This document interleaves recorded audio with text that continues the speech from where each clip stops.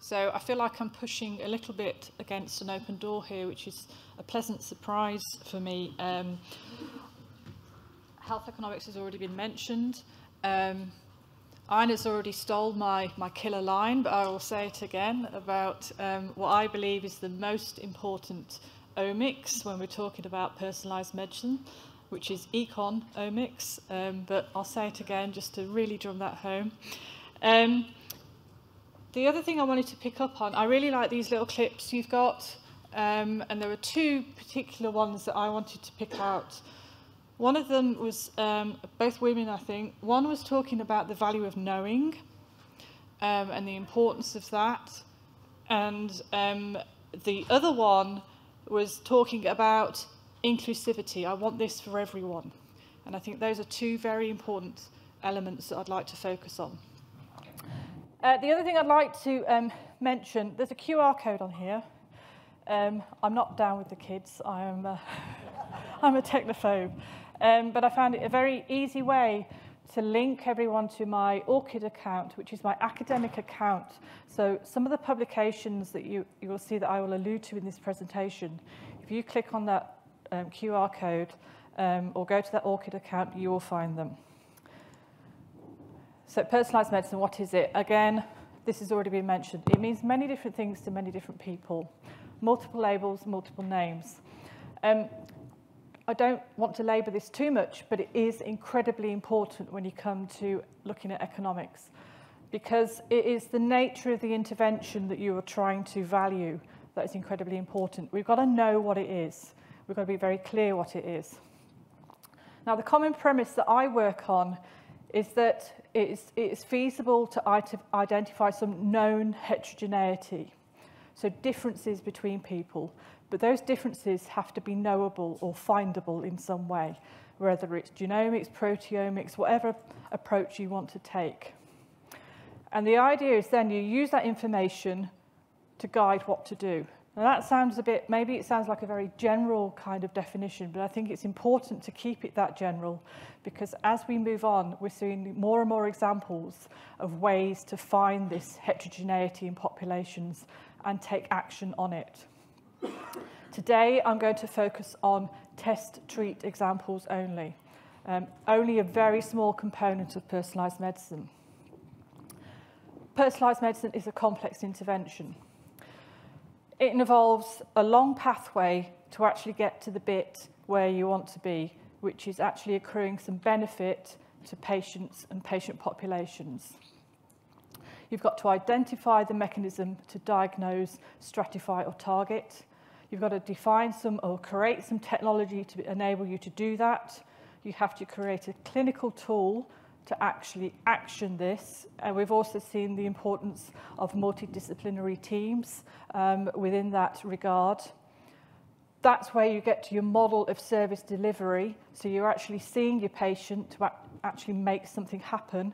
And then you have to select your intervention. So given all that's gone before, you've got to action all of this. In some instances, clinicians have to change their behaviour from what they've been currently doing and actually say, right, this is the medicine that I'm going to pick. This is the preventative strategy that I'm going to use. Then we will accrue some benefit. There may also be harms in that as well, so we have to remember that. It's not all about the positives. So my challenge is to remember this thing called opportunity cost. We all have finite resources, be it money or time. We have to think about how to spend them in the best way possible and think about the alternative benefits or maybe harms that you might be missing out on if you use option A compared with option B. I'm an information provider. I want to generate information using robust evidence so things can happen. I can't, tell you what to do. All I can do is say, this is the evidence, now go away and think about your own contexts and use it. So, remembering opportunity cost. This is the bread and butter, or has become the bread and butter in terms of the evaluation method that health economists use, made famous or maybe infamous by NICE. You have your cost effectiveness analysis. So the basic framework assumes that you've got some process of care that you're trying to decide what to do with, and you're comparing the new alternative with current practice. There are inputs into that. Those inputs are your cost side. So what items of resource use do you want, and how much do they cost the healthcare system, for example? And then you want to generate outputs or consequences. They can be clinical outputs, they can be the quality adjusted life year, but they can be broader than that as well. And I'm going to touch on those as part of this presentation. So if we're looking at the cost side of this, the study perspective or the viewpoint of your evaluation is incredibly important. It constrains what types of costs you include within your evaluation. So you can focus on the cost to the hospital, you can broaden it to primary care or social services. And from a UK perspective, particularly NICE, that's probably where we stop. We tend to stop within that green area. But there is a wider viewpoint that you can take when you start to think about, well, what might be the broader cost to society? For example, what's the impact on work productivity? We as health economists have methods available to us, albeit not very good ones, to start to capture the impact on work productivity. Now that, at first, when I first mentioned that, I think everyone's thinking, oh, that's a good idea, we should start to do that. And yes, it is a good idea, provided you're very clear what question you're trying to answer, so what's your decision problem, but you also have to remember equity. And this is the real nub of this. When you start to broaden things out to things like work productivity, you're making the implicit assumption that you're able to compare across different sectors of society. We don't all work. Older people don't work, younger people don't work. And so when you start to include the impact of your intervention on productivity at work, there are those equity issues that start to be introduced. So it's a note of caution. And I've seen a lot of calls for trying to broaden out the cost perspective. I'm not saying it's a good thing. I'm not saying it's a bad thing. I'm just laying it out there and think about these are the implications if you start to do that.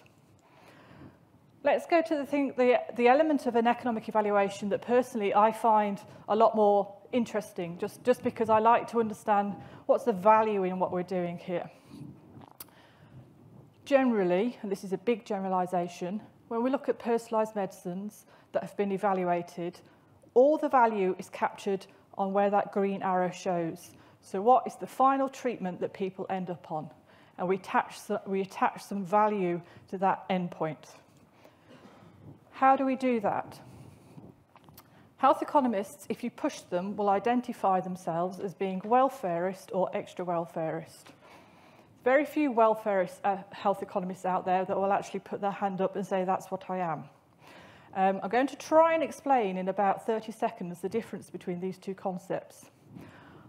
Honestly, I think there are people that still don't really know whether they're welfarist or extra welfarist because it's a very difficult concept to try and understand. And the main reason it's difficult is they kind of overlap a little bit as well. There are some very eminent health economists who will shudder when I actually try and explain in my lay language the difference between welfarist and extra welfarist, but I'm trying to keep it simple. Welfarist. That means generally you like using this method called cost-benefit analysis. So you start from trying to go out and value individuals' viewpoints within society, and you ask them using robust methods such as contingent valuation, which asks people, how much are you willing to pay for this new service? So you generate it from the individual up, you elicit their willingness to pay. You generalize across the population and say, on average, the benefits accrued are cost X, and then you say, if it's more value than what it would cost society, it's a good thing to do. That's cost-benefit analysis. Extra welfarist takes more of a pragmatic decision-maker's approach. So it's not about individuals per se, it's about individuals and society, but you don't go to the individuals and say, what are you willing to pay? You say, we've got a healthcare budget, we want to spend it in the best way possible, let's maximise the thing that we want to try and maximise, health. We've all spoke about health up to date. So how do you maximise the health? You've got to value it, you've got to measure it. That's where this thing called quality adjusted life years come in. So then you say, okay, how much are we willing to pay for an additional quality adjusted life year? And that's what cost effectiveness analysis generates for you. Where do we get this thing called health from? Health economists like to use the EQ5D. It's simple, it's quick. Now, you in the room might look at this and say, well, there's more elements to health than are captured within this survey. Good point. But we've got to try and compare across interventions. So we need a standardized tool. That's what the EQ5D provides us with. People fill it in, and then we generate this thing called utility. Utility is our yardstick, it's our ruler that we use to try and say, okay, if I'm at a health state of 22312 from our EQ5D, that puts me on a utility scale of 0.662. It's not perfect health, you're not dead, you're above halfway. What does that mean? It means nothing. So it has to be comparative. You say, okay, before the intervention, this is my health state. After the intervention, hopefully you've moved up a little bit closer to 1. That is the basic premise of using a quality adjusted life year. You have a duration of life left to live, and it's at a particular health-related quality of life measured using this thing called utility. This underpins an extra welfareist view and use of cost-effectiveness analysis, very much favoured by NICE, and very much favoured so far in a lot of the literature on personalised medicine. This is one example I was involved with, which is a prospective study looking at the value of a TPMT test, so a pharmacogenetic test. Other examples use model-based studies, where you actually use a mathematical model to assimilate all the information available to you. And this is a very nice example of using a model-based study in that context. But we can broaden out when we're taking this extra welfareist view as well. This is trying to think about these other elements of value other than health. Capability has been suggested by Amartya Sen back in 1993. Very woolly definition, something about being able to pursue health improvement and capability to function. He didn't actually say what it was, very clever, but he talked about it as a concept. Key thing about capability, it's not about health maximization. It's not about being the maximum thing you can be. It's about distribution across society. It's about equity across society. Everyone being able to function as well as they can.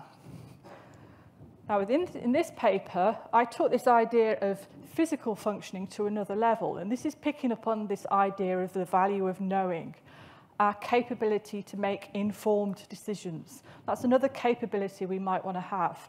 And so I was trying to think about it in the context of genomic medicine. And this is moving us from this green arrow here to getting some value from where the other green arrow is further up in the pathway. So if you're using some tool that you're trying to find some heterogeneity in a population, you intuitively think there's some value in there, some value of knowing. Can't measure that at the minute, and that's what we need to be able to do when we're conducting economic evaluation. Well, need from my point of view, this is where I think some of the value from personalised medicine lies that we're perhaps missing out on at the moment. So with a PhD student, Martin Eden, we've tried to unpick this, not at the moment in the context of personalised medicine in terms of test, treat, but here in the context of getting the value from a genomic-based diagnosis, so associated with inherited rare conditions. You don't know what's wrong with you, let's use genomics to try and find out or diagnose what is wrong with you. So to actually get to this point of being able to value this knowing element, we've got to say what it is, and that's what this first paper did.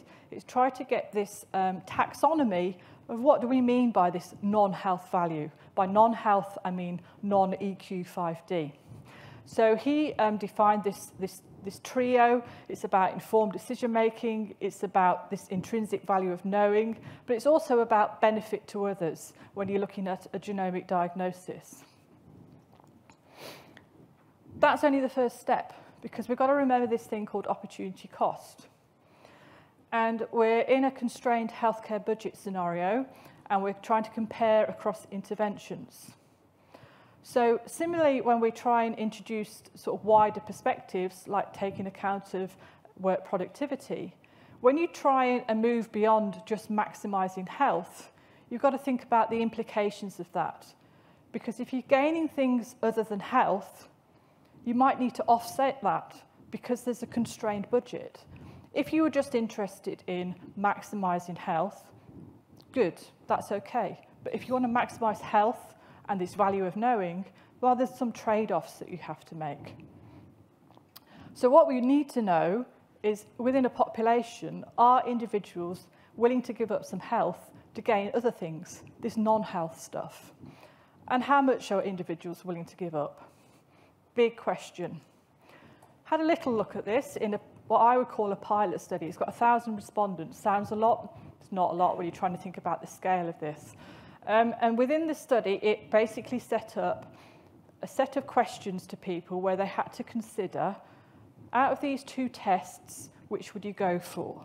And within them, they had these characteristics: usefulness of the test for others, and how does it reduce your uncertainty? This is the knowing bit.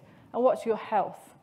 And you can see people were willing to give up some health-related quality of life.